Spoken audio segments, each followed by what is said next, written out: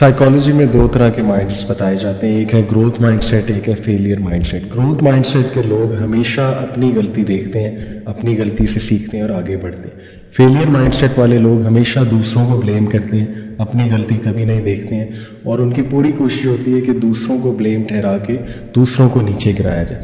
دیکھیں، یہ تو ہمارا دین بھی کہتا ہے، ہمارا دین بھی ہمیں یہی سکھاتا ہے کہ انسان کو سب سے پہلے اپنی خامیوں کی طرف دیکھنا چاہیے، اپنے اندر جھانکنا چاہیے، اور اس سے پہلے کہ دوسروں پر انگلی اٹھائے، دوسروں کو بلیم دے، انسان کو سب سے زیادہ استغفار خود اپنے اعمال کے حوالے سے کرنا چاہیے۔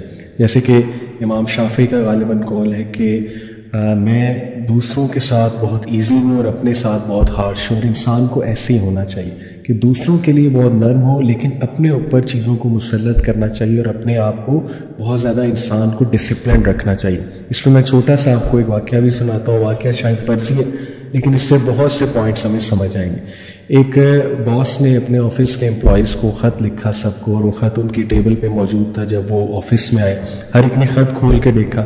خط میں لکھا تھا کہ وہ انسان جس کی وجہ سے آپ ترقی نہیں کر پا رہے تھے، جس کی وجہ سے آپ آگے نہیں بڑھ پا رہے تھے، وہ فوت ہو گیا اور اس کا جنازہ ہے، تو اس ٹائم پہ آ جائیے۔ تو سب وہاں پہنچے، اور جب وہاں پہنچے تو ایک باکس تھا کفن، اور اس کے اندر انہیں لگا کہ وہ شخص ہے، تو انہوں نے کہا باس نے کہ جا کر دیکھو وہ شخص کون ہے۔ سب نے باری باری جھانکی ماری، تو اس کے اندر ایک شیشہ پڑا ہوا تھا، اور شیشے میں ہر ایک کو اپنی شکل نظر آئی۔ اصل میں وہ سکھانا یہ چاہ رہا تھا کہ اصل میں وہ شخص جس کے ایسے تم زندگی میں پیچھے وہ تم خود ہو، کیونکہ انسان بہت زیادہ بلیم گیمز کرتا ہے۔ اسی لیے نبی اکرم صلی اللہ علیہ وسلم کی سیرت سے ہمیں کیا پتہ لگتا ہے؟ آپ دیکھیے کہ غزوہ احد کے موقع پہ اللہ کے نبی صلی اللہ علیہ وسلم نے صحابہ سے جب مشورہ لیا کہ ہمیں اندر رہ کے لڑنا چاہیے مدینے میں یا باہر جا کے، تو جو ینگ صحابہ تھے، کافی جوش تھا ان میں، پیشنیٹ تھے، انہوں نے کہا ہمیں باہر جا کے لڑنا چاہیے۔ حضرت حمزہ رضی اللہ عنہ وہاں موجود تھے، اور انہیں بہت غصہ چڑھا کہ نبی صلی اللہ علیہ وسلم کا ویو جب انہیں پتہ ہے، کیونکہ اللہ کے نبی کا اپنا ویو تھا کہ اندر رہ کے لڑنا چاہیے۔ حضرت حمزہ نے انہیں ڈانٹا جب نبی صلی اللہ علیہ وسلم اندر چلے گئے اپنا آرمر پہننے کے لیے۔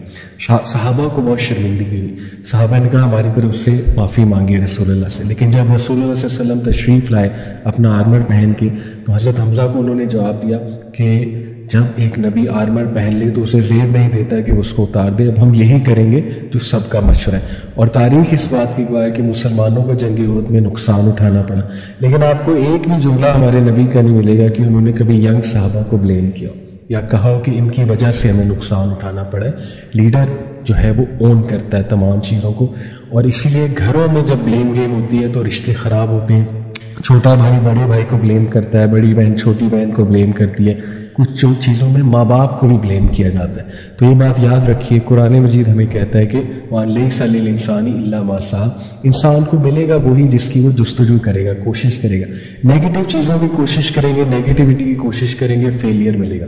پازیٹیوٹی، اچھی چیزوں کی کوشش کریں گے، گروتھ ملے گی۔ اس لیے اپنی سوچ کو مثبت رکھیے، اپنا تزکیہ کرتے رہیے، اور خاموشی اختیار کیجیے۔ اس سے پہلے کسی کو بلیم کریں، اور کسی کو نصیحت کرنی ہے تو اکیلے میں جا کر کریے۔ یہی نبوی طریقہ ہے اور یہی کامیابی کا طریقہ ہے۔ اپنے آپ کو پازیٹیو رکھیے۔